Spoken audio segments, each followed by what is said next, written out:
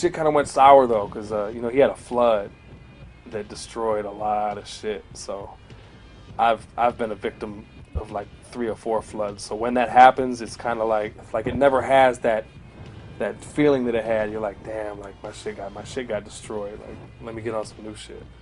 So do you think that's why he moved to LA? That was probably one of the reasons. Eventually, one day he just called me up and he's like, "Wolf, I'm moving to LA." I was like, "Get the fuck out of here!" You know, like I could not, because he was just always repping the D so hard, you know, and it was just such a part of him. Dilla was synonymous with Detroit for all of us, and all of us kind of regarded him as a mythic figure, even though Wolf had, you know, of course, done some work with him. He put out those bootleg remixes when he was at TRC. And of course, I'd met him, and you know, I think Madlib had even met him or something. But he was still like this mythic figure that was all Detroit, and you know, he would pop into these different cities, but you know, he was clearly Detroit. You know, when you get older, you look for a certain type of vibe to do what you do. You know what I'm saying? Things got to be a certain way, and maybe Detroit just didn't have it for him anymore. He had used it up. According to Ma Dukes, I think he was kind of tired of Detroit. You know, Detroit was a real struggle for him. It was hard for him to stay there.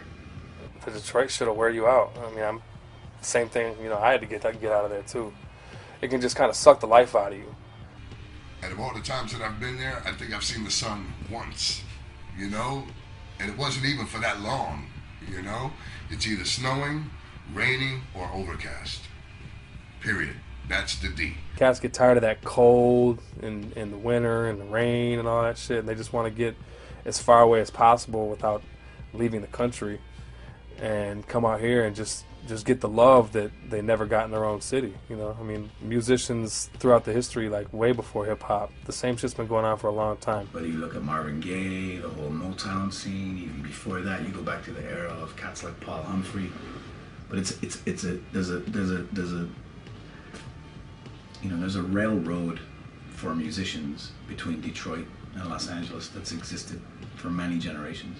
Well, Motown had offices in Detroit and LA. I mean, you know, come on now. You know, there's like the electro scene, you know, in LA was humongous. That's how hip hop started here, was via electro. There wasn't much disco rap being made in Los Angeles, right?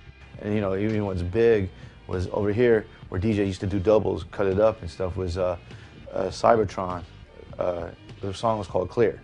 And a lot of people don't know that Cybertron is Juan Atkins, a famous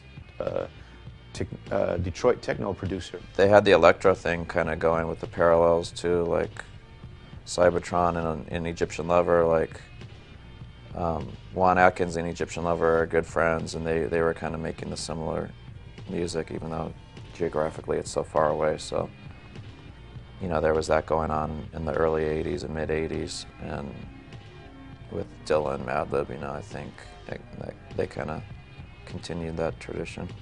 I mean, I honestly think that Madlib was a big reason why he moved here, and you know, I never talked to him about it, and there's no way to confirm or deny that, but that's just like how I felt about it. Dilla and Madlib had this, you know, energy that they shared, and it was obvious when they were doing the J-Lib project that the music they were sending back and forth was influencing the music that they were making.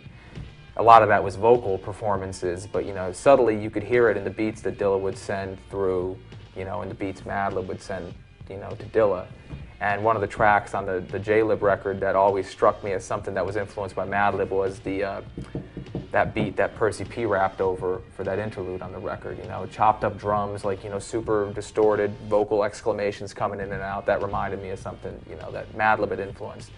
And that interchange kicked into high gear when he moved to LA. Him and that Madlib hung out a little bit more, got into each other's styles a little bit more. Those guys are like, they're like cousins, you know. They're like almost mirror image of each other, you know. In some ways, yin and yang. Like Dilla's a little bit more outspoken than Madlib and stuff, but their spirits are the same. It's like it's. I even just remember just chilling in the back. I forgot what show it was, and we were chilling in the back. You hear Dilla go, yeah, and then you hear Madlib going, woo, just woo.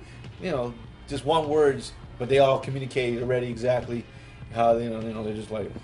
You know, they'd be like giving each other pounds and then just smoke and just like laugh, you know, just just they don't have to have full conversation. It is almost like you watch them. They already know how they already know what they're talking, thinking already. They're just like, like it's funny. I think they're both kind of were aliens as far as like they're just really out of this world. I mean, nobody makes music as well as they do, and I think Dilla felt like, wow, there's finally a guy that I can relate to. It's like, I think when you're that talented, you get really lonely. Like there's nobody else on earth that can relate to you, and they just they just had that music bond that was like really strong. I think mentally it just kind of freed his mind, It's like it's a easier way, a better way of life out here compared to where we were. Like, you know what I'm saying? So, I think it just freed him up to be able to kind of think like, man, I can do whatever I want to do, even if I want to go back, because it was hard for him to go backwards. You know what I'm saying? Like, he likes staying ahead of the curve, but donuts was really loops and breaks.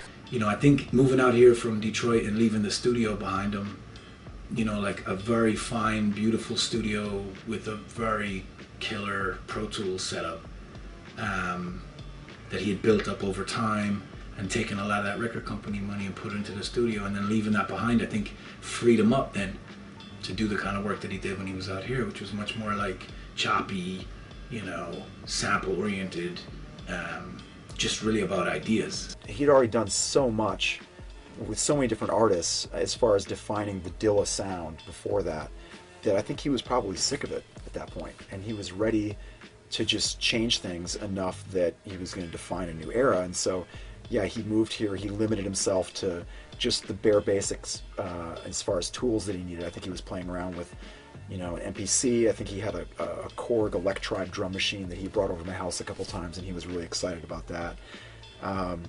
Turntables, just some basic sampling, and maybe a couple keyboards. By the time I had started working with him, which was J-Lib, he was already starting to go for a raw, he kept on wanting to go for that raw sound, and that's what he talks about in Donuts and J-Lib and everything else, and everything was just more lo-fi, more hard-hitting, less point on the drums, less gating on everything and cleaning everything up. He wasn't really going for that at that point. It was let the noise bleed, let things sound, damaged and more destroyed, and that was kind of where he was coming from at that point. Yeah, he was just out here, he was just on a different phase, just on his loops. He was on chopping breaks and finding loops. He wasn't on his keyboard beats anymore. He wasn't on any of that. He was just on some straight hip-hop, find the record, dig it out, and he chop it. He was on that vibe at that time.